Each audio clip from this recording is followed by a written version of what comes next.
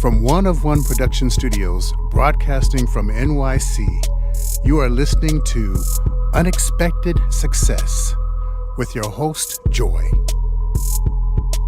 Hey guys, welcome back to another episode of Unexpected Success. Today, I'm so honored to have in the studio Lisa Lieberman-Wang and our first couple, and Yardley-Wang. So welcome to the studio, guys. Oh, thank you for having us here. Thanks for having us. Oh yeah, I'm so happy. As I understand it, you guys have 4 businesses, which is, some people are trying to figure out how to start one.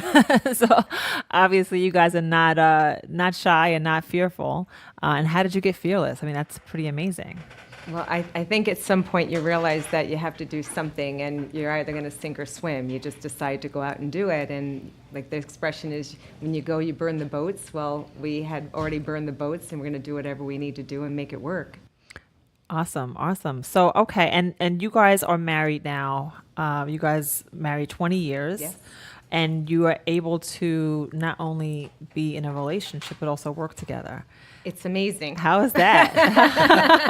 Like she said, it's amazing. Yeah. Good job, right? Smart man. Right. Okay. And so, Lisa, you are a relationship and emotional breakthrough expert.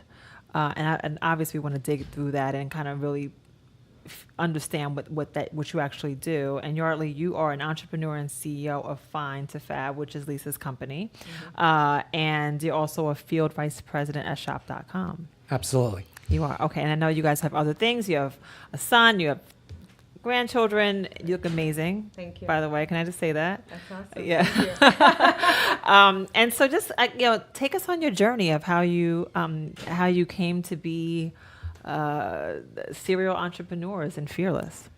Well, I think for me, it started out as, I grew up in a family of entrepreneurs. My great-grandfather owned a bar and grill. My other grandfather owned a hardware store. Another one of my grandparents, he wants me to eat the mic. Yes. Another of my grandparents owned a parking garage in New York, and the next one owned. That's a lucrative business. Yeah, he sold it too early, though. I think he could have done a lot better if he waited a little bit longer. My car is sitting in the lot right now, costing me a lot of money. I know. It's a great real estate, right? They say location, location, location. Absolutely. But all the family with entrepreneurs. My mother ended up owning a barber shop and a men's clothing store. So my father was a vice president of engineering, but I saw a lot of entrepreneurs near me.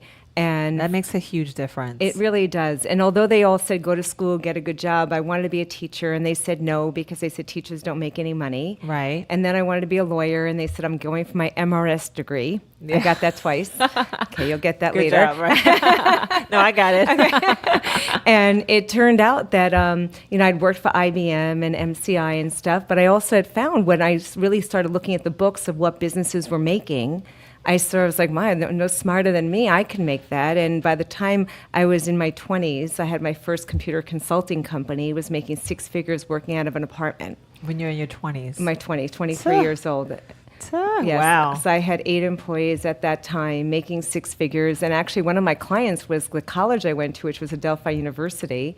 And they didn't even know I was working out of my apartment. It was very cool. And I used to meet my clients out at their locations. They had no other idea of what it was, and we had software development programs and different things we were doing. So I've been an entrepreneur for many, many years. Wow, it's so impressive. Yeah. And Yardley, your entrepreneurial, how did that start for you? It actually started later in the program because I was a former computer program consultant, and what happened was that I lost my job shortly after 9/11, and what had happened was that we already started in that direct sales on the shop.com, and what had happened was that my wife was doing that full-time, and I was doing that on a part-time basis. And then after I lost my job, I was like moping and sobbing. I was like, despair, help me. Absolutely. Right. And I'm one who actually hates going on interviews. Hate it. And as a technical person, they also test you technically. And I was like, I don't even want to go through this again and again and again. So I was like, you know what? I don't want to do this anymore. And I was getting so sick and tired of working for someone. I was enjoying, doing the direct sales with my wife. I was like, I wonder what would happen if we did a career switch. And my wife at that point already got us well into the 6 figures. I'm like, if you could do this on your own, what if I helped you? Right. So I became a support system, but I really enjoyed honestly being in the spotlight and sharing and teaching and training people on the business model and how it worked out. So And building business, right? If you're growing, so not only are you growing as a couple, but you're also growing businesses, which is really gratifying. absolutely. So I found out like this is really cool to be an entrepreneur and waking up when you're done sleeping and having your own lifestyle and not having to work for someone else. And I thought that was phenomenal. Amazing. Then you Amazing. started working for me. Yeah. So then not being used to it in the first 6 months in that employee relationship. Joy was like, my wife would be like, what are you doing? I'm like, nothing. She goes, did they pay you when at work when you're doing that? Absolutely. Because, Right. you're not always busy. She goes, yeah, but now you own your own business. We own our own business. So you have to do something. I was like, So "You I don't said, get well, paid here to I do said, I can nothing." work for you. So I was working for my wife. I still work for my wife. No, I love that. I love that. I love that. So, Fine to Fab. How is that born? So Fine to Fab started honestly because of a seed that was planted. And it really starts at the beginning. When I was growing up, my father was very strict. Growing up, and you're from. in my home. So you're from. So I know we. I'm from discussed- I'm from New York. You're from New York. I'm Okay, from New you're a York. native New Yorker. I grew up in Hey. Queens, yay. And then ended up in Long Island, and now I'm in New Jersey. But when I was growing up, my father wanted perfect children, and I didn't know there was no such thing as perfect children. But I Right. did everything in my power to be, exactly what he thought he wanted us to be. And so did my brother. So it turned out, though, is the stress of being perfect that didn't happen.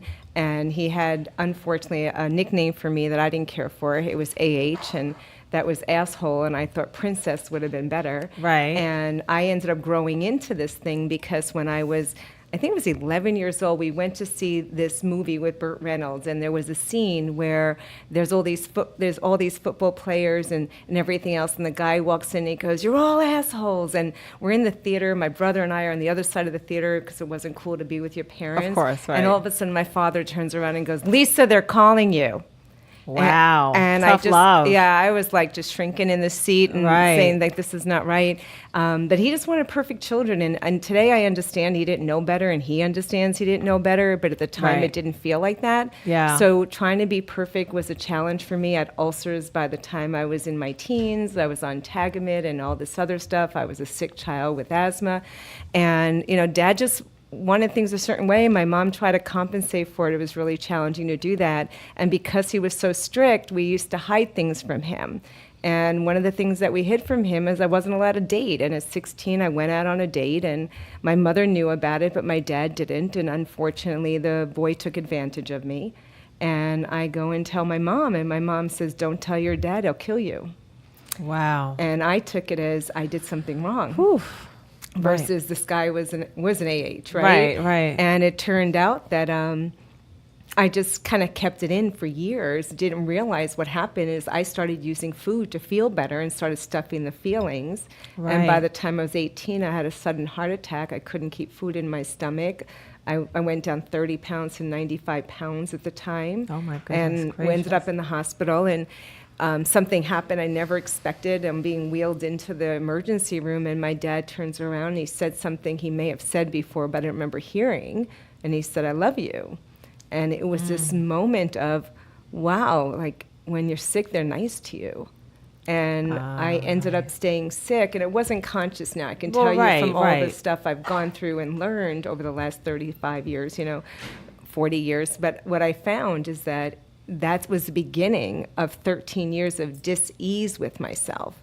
Like, they say Right, disease. right. So I ended up in and out of hospitals for 13 years with an eating disorder. I was bulimic, compulsive overeater, eating 18,000 calories a day. And one of my businesses, I had to be successful. I had to make money because I spent over $100,000 one year on food.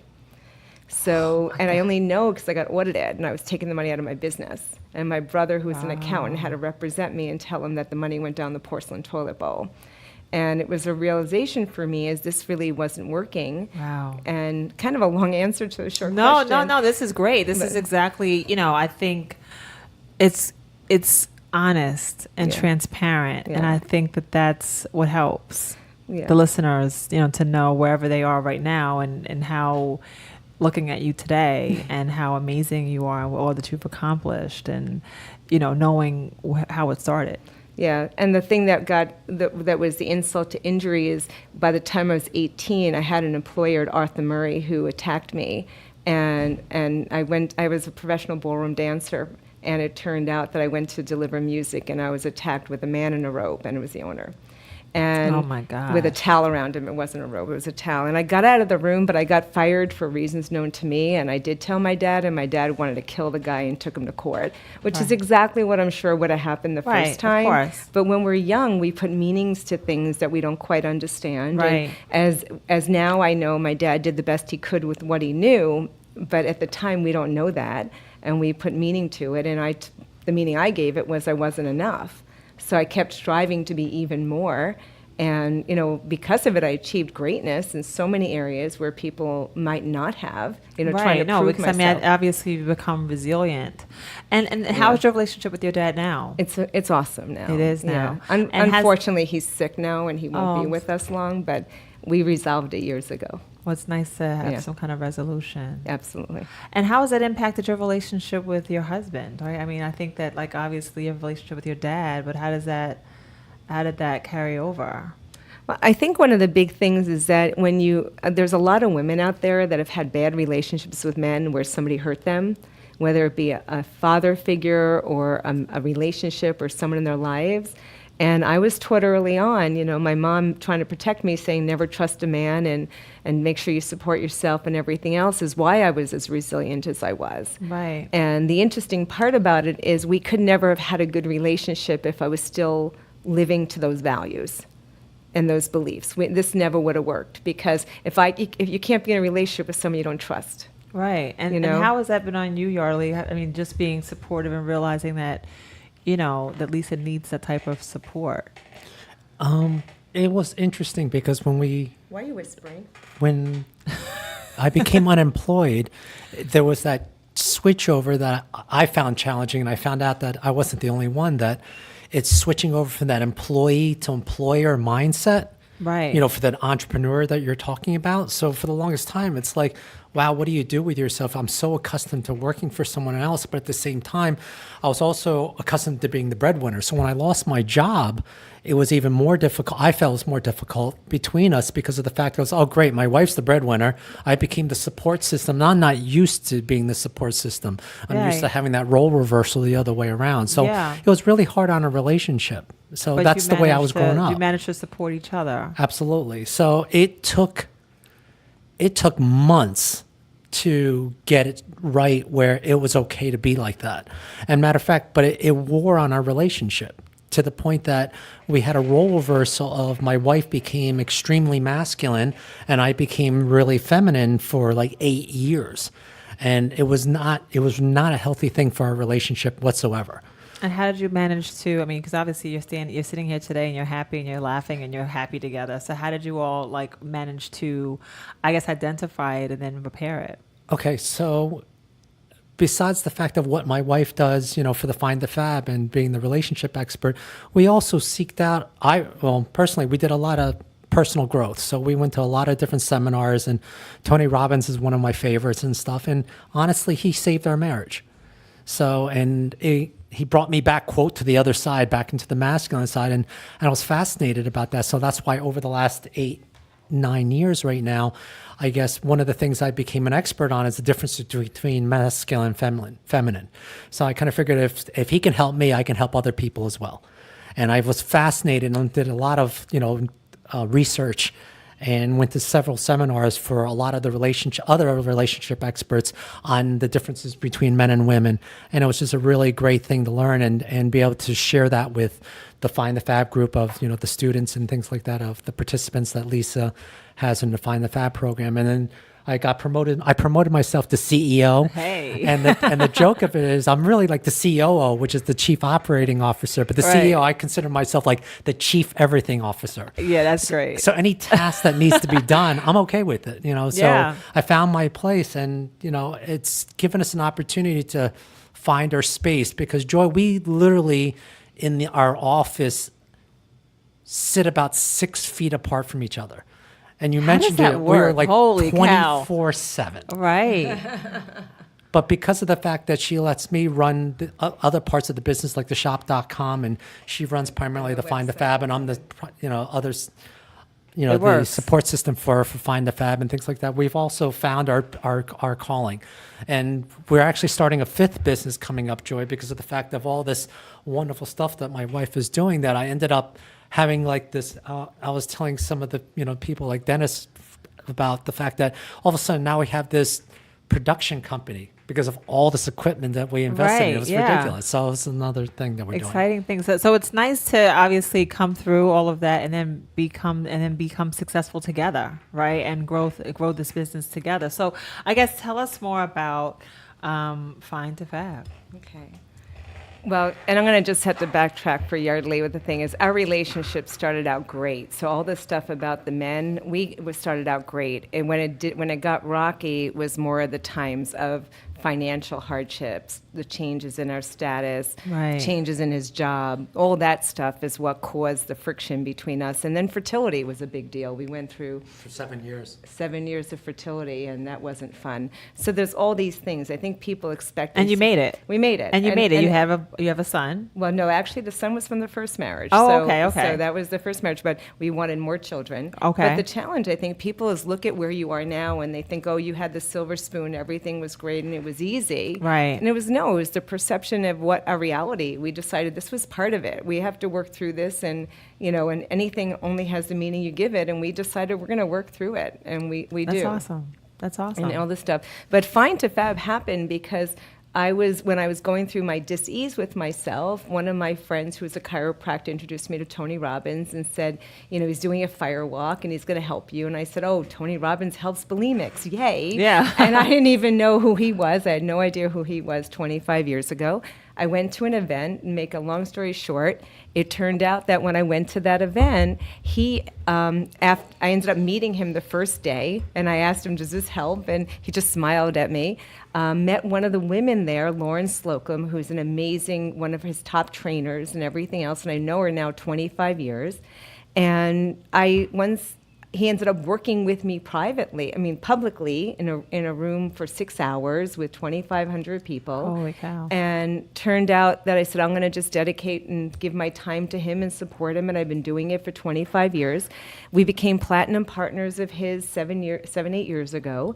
And we were on a trip, and Lauren turns around and said, you're playing small. And at this time, we already owned 3 businesses. I didn't know how I was playing small. We had a website development company, we've had now for 17 years. We were part of direct sales. We were the top 1% in the world in the company. And we already had, what was the other business? There was another business we had at the time. Actually it was 2 businesses. We had 2 businesses And then. consulting business. Well, and the consulting and stuff, but the marketing. So I turned around and I said, I don't play small, but... And Right. she wanted me to she said, you're supposed to be helping women. And I said, no, I teach people how to make money. She says, no, you're supposed to help women. And I just balked and said no and kind of let it go there. And a year later, I woke up one morning, literally a year to the week later, that same week. Wow, that's crazy. I woke up and I come downstairs and I call Yardley Handsome. And I said, out of nowhere, I said, Handsome, I'm supposed to save lives. And I said, I don't know what it looks like. I don't know how I'm going to do it, but I'm no longer doing the other businesses. You need to take over. And this is what I'm going to do. And I started Find to Fab. And Fine is how I used to feel, which was effed up, insecure, neurotic, and emotional. And I felt fabulous, love it. awesome, beautiful, Yeah, and yeah, be yeah. better. So, yeah. That's amazing. And so how long ago did you start it? This is already 7 years ago. 7 Yeah, years. 7 years ago. And so I guess, take me through what the business actually is. So you're helping women. Well, what it is I'm helping women that were me years ago. Right. I'm helping successful women who on the outside, everything looks like it's working. You have a whole platform of social media people that need you. Absolutely. Look, I call Facebook fake book. Right, It's like right. we get online and we think everybody looks great because we show them what we want them to see, right? Yeah. But it's really like on the outside, everything looks great, but privately they're going home and they're beating themselves up over coulda, shoulda, wouldas, or they're using food food or alcohol or social media or sex or spending or Something, other thing, right. a vehicle to make themselves feel better, but they're not feeling fulfilled. Right, You know? And right. and because of that, they think there's something wrong with them when there's really nothing wrong with us. We just haven't gotten the right tools and resources to see things in a different perspective or to accept ourselves who we are. And I think one of the biggest things no one teaches us is how to fly, and fly stands for first love yourself. And when we get to that point, here's the piece, Joy. Think about this. We never do anything good for someone we don't like. Would you agree? Absolutely. Okay. So if you don't like Well, yourself, you know. so if you don't like yourself, Right. you're not going to do anything. good stuff for No, yourself. absolutely. So when I didn't like myself, it was easy to go binge on a whole big thing of cake and then finish a half gallon of ice cream and then go and get right something Abuse. else and It's abuse. and start it over again because I didn't like me. I hated me. Like not even like disliked. I hated me. I was never pretty enough, smart enough, rich enough. Didn't matter how successful I was. It was never enough. And because of it, I was like, I would be angry other people hurt me, but I was masochistic to myself. And so I guess how do you target the people that need you the most? Like how do they find you? Well, right now it's like being here and giving people course, the yeah. information is one way. But what's happened is 35% of my business is becoming from referrals, which is really amazing. Wow. And it started out that I ended up getting somebody who's a reality TV celebrity who I ended up helping. And through her, it ended up leading me to be on CBS on The Talk. And then it led me to other stuff on Nouveau TV on a show she's on. And then it led me to other stuff. And then people started hearing about me. And it really became, a girlfriend would tell a girlfriend who Right. was challenged with somebody or someone who'd been sexually abused and years ago and didn't realize they were still dealing with the issues now. It's not like It's like- something so publicly. It seems like it's like shame. So I heard a perfect word. podcast on I think her name is Brene Brown. Yep, I and love her. Are you Oh okay? my so God, and I think she was on Oprah's Soul yep, yeah, Soul some Sunday, yeah, yep. and I was blown away Absolutely. by the concept of shame and how shame, some type of event that happens in your life that causes you to feel shame and how it can totally change the direction of your life. Well, it actually does. And one of the things I do is I actually talk about eliminating shame, blame, and years of therapy. Because for me, they put me through therapy for 13 years, doing the best they could to support me. But it wasn't supporting me. It was like taking a story, telling it over and over again like a broken record. But it Yeah. didn't change the story. Right, It just right. reinforced You just keep it. on talking about it over and Yeah, over again, it was but awful. no one. Yeah. So what I ended up doing is after I met Tony Robbins, I decided everybody who was footnoted in his book and his programs, I should learn from. So I spent Right. 25 years traveling around the world learning from all the greatest mentors and masters that he ever mentioned, whether it was the Jim Rohns or the Wayne Dwyers or the John Grays or Barbara DeAngelis or Katie Byrons or Alison Armstrong, you name them. Wow. And I went, Zig Ziglar, you name it. I went to everybody, Dr. Bandler, Grinder, and all the others. And I got licensed as a master NLP practitioner and NAP practitioner and trainer and learning neuroscience and human psychology and why I we love do it. what we Right, do. right. And I invested in me after college over $1 million. And the challenge is I wasn't thinking Find to Fab was even part of it. This was just selfish. Right, This right. was selfish. This was like, I want to figure out Getting what's to the wrong bottom with of me. it, Like, right. what's wrong with me? Yeah. And guess what was wrong with me? Love. No, actually, it was nothing wrong with me. Yes, Well, it right. was love. Yeah, definitely. I needed to Right, get the but it's love internal. from me. It's internal. But it was nothing wrong with me. I was Right. asking the wrong questions. Of course. You know, Of and I was course. asking the questions that were keeping me where I was. And it was about learning to really love and accept myself exactly where I am, imperfectly perfect, so that I can get to the point where I want to go versus like, I'll be okay when this happens. I'll be Right. okay and all the other stuff. So, It's fascinating because I think that ultimately it seems as if you are clear about your purpose. yes. And it's based on, the incidents that happened in your childhood. I guess you didn't always know, but what's your passion? Outside of knowing your purpose, what's your passion? Well, today my passion is helping women. Yeah. It's interesting because I've had a lot of men read my book and they'd say, men need it too. And I'd say, yeah, well, we help enough women. We're helping men, aren't we? Yeah, no. But I can But- tell that you're like excited Yeah. about it. Yeah, I I can love it. feel the energy. I can feel like the enthusiasm. Yes. it's just amazing. So how can we have listeners, hopefully, right? How can they find you? Well, you can go to findtofab.com, FINETOFAB. Go to Lisa Lieberman-Wang. There's information. Find me on all social media, whether it's Facebook, Twitter, LinkedIn, And we'll Google. definitely be featuring all of this on our social media feeds. Awesome. And, we'll get a picture, hopefully. Yes, absolutely. I think that obviously it is a ton of people that don't even recognize that they need it. Well, I think a lot of people think it's going to take more, like they're just comfortably miserable. It's like That's such a great way to put it. Yeah, they're where they are and they think that's where they need to stay and that there's no way out. And I really believe that having the knowledge and knowing there's hope and you can have everything you say you want and desire, and it doesn't matter when you start, as long as you start, I think that's a big piece of it. Joy, in addition to that, Lisa's actually has had several men go through the Find the Fab transformational program now, besides reading the book. And how long is the program? Oh, well, the program is a 10-week transformational program, but I'm not the only one who does it. It's 10 weeks plus a weekend retreat. I have 7 people on the faculty now. We work mind, body, spirit. We have nutritional consultants. We have doctors of neuroscience, of chiropractic, and so forth, teaching how our physical body affects our mental health.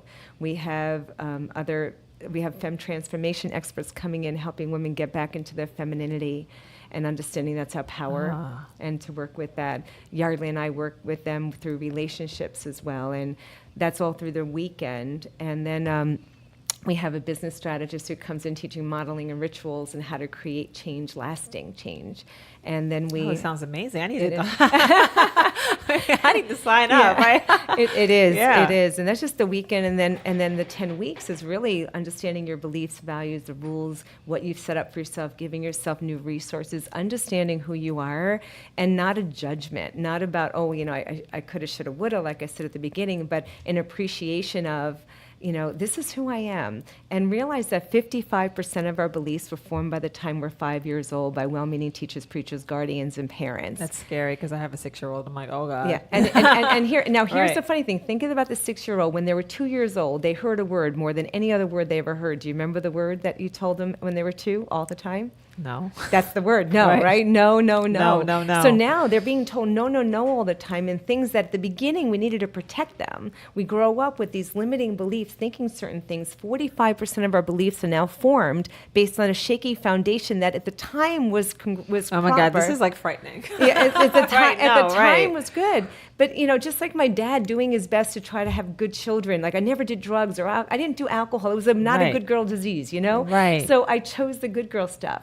But the thing is, he was doing his best, just like we all do our best, but realizing that when we get older, there are things that just don't fit. You know what I mean? Like Absolutely. Or you think you're supposed to be further ahead. Why? Because someone told you, or someone told you in 6th grade you weren't good at math, and all of a sudden you think you're stupid and you're not good at math. At 6th grade, maybe you weren't as smart as you are today. Right. No, absolutely. And you speak those things into making those things real. So if I say, I don't have a math brain, I have an English brain. Right. You know what I mean? But and you realize that you've taught yourself that. You've convinced yourself that you're not good. It's a self-fulfilling prophecy. Right. And realize that our unconscious mind doesn't know the difference from fact or fiction. So if you tell it something often enough, it believes it to be true. And its job is to do it faster and easier. So if you keep saying, I'm not good at this, it goes, Joy doesn't want to be good at this. Right. I'm going to give her proof all the time. Where the difference is if we tell ourselves how fabulous we are, like I'm fabulous, awesome, and beautiful, I'm amazing. You know? And then all of a sudden it's like I start believing I am. Right. And then speaking with intent, right? Like Yes. making sure that when you do speak, you're speaking with intent as opposed to, saying things, I don't know, we're all guilty of saying things that are not as complimentary about ourselves as they should be. But it's like becomes part of like your daily, that's the way you say. Okay, I'll give you a great Like example. I'm a mess. Right. Saying that over and over again. I'm a Why would you mess. even say that? Right, right. It's But it like- becomes so much part of, just what you say Right. that you end up really becoming a mess. Trust me, I know. Absolutely. Absolutely. Right. And one of the things we do in the 10 weeks is we literally create new rituals and things that you do on a daily basis. We even check in on emotions. Like we're texting each other every day for 10 weeks. Like it's part of really understanding the patterns and behaviors we've created. That's great. And then installing new ones, because here's what happens if you take something off your plate, you're going to put something on. Let's Right. make sure it's empowering. Let's make sure it's something good as that's going to opposed serve you. Yeah. Right. No, fascinating. Absolutely. Fascinating. I love it. Joy, the other thing I noticed too is I've seen a lot of people at different seminars that if someone's lecturing about, get rich quick or this is how you can make a lot of money, oftentimes it's interesting to me to watch these people like, oh my God, I got to sign up for this. Right. I've seen so many people sign up for it, not realizing that, if they worked on themselves first, Yeah. and invested in themselves to make them a better person or even better person, that the money will come afterwards. And it's just fascinating to me that they actually, that mindset just. Oh yeah, no, you needs hear a it little bit all of the tweaking. time. I mean, I'm sure we both know people that have tons of money that are like genuinely unhappy, right? And so, you can make a lot of money being unhappy, but you can make a lot of money being happy. And like you're beaming. Like I feel your energy right now. Like you're beaming, and it's just so nice to sit with someone who is, purposeful in your passion, right? And also being successful and servicing and providing service, right? So making the world a better place. So I'm inspired. I hope the audience is too. This has been amazing. I guess parting words or any advice you want to give to someone that is listening that may be your younger self. Well, I think the advice for you at where you are is you're exactly where you're supposed to be. And what I mean by that is a lot of times the situations that happen, we think it happened to us, but it happened for us. And That's great. I don't believe I would be where I am today had all those things not happened. I never could have empathized or understood someone else's trials and tribulations if I haven't walked the path myself. That's right. So the very things I thought was the curse was the gift. And you're exactly where you need to be. And if you want to be able to get where you want to go, you need to accept where you are so you have the strength to move forward. And that's without judgment of yourself or others, without the shame, blame, and years of therapy. It's without the pointing fingers and just the accepting. It doesn't mean you have to stay there, but the accepting in this moment, this is where I am. Okay, and it happened, we can't change it, but what we can change is the meaning we give it and where we want to go. And there's always That's an amazing. opportunity and That's where amazing. you And can go. repurposing the pain.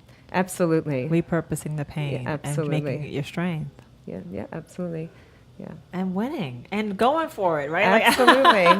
There's always a win. And what I'd love to do is if somebody wants to even learn more about how to do that, I actually have a webinar that they can go to. Oh, Okay. please share. Yeah. So the webinar, they can just go to 7secretstofab.com. It's 7 The number 7, okay. TO to fab, like fabulous.com. And you'll learn the 7 secrets to overcoming self-sabotage so you can move forward and live an authentic life, happy, healthy, and free. And what's really great is if you go through the webinar, it's only a half hour. And you mentioned that I was on the podcast with Joy, and you say that you can just set up even a free consultation with me to see if and how I can help you, and if there's that's some place amazing. you want to go That's further. amazing. Oh gosh, I hope so. Yeah, I might sign up myself. You get a free consultation. Automatic. Right. Okay, great. So any parting words, Charlie? Do you want to say anything? Yeah, to the young crowd, I feel that there might be, as a younger person or an older person, something that's holding you back. So my advice to you would be really simple, is to embrace it. Be willing to invest in yourself, be willing to step out of your comfort zone, because if you want more, and I know you do, the idea is step out. With success, there comes failure, right? And in order for you to become successful, it's all the failures that you go through to get there. So the idea is, Great. Get uncomfortable. Get uncomfortable. All right, listeners, get uncomfortable. Right? And No, I couldn't agree more. I know I've been uncomfortable. this podcast is based on uncomfortable. So, no, this is amazing. And thank you so much again for coming in. And we'll feature all of this on our social media feeds. And I hope to be able to maybe sit down with you guys again.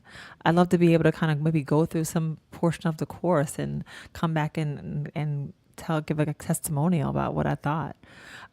So anyway, thanks guys for tuning in to another episode of Unexpected Success with me, Joy. You can find us on iTunes, Spotify, iHeart, YouTube, and Podbean. Please hit subscribe, leave a review once you've heard the podcast. And until next time, Lisa and Yardley, keep winning. This podcast was brought to you by 23DB Productions, ID Productions, and One of One Productions. For more information, go to Facebook and Instagram, Unexpected Success with Joy.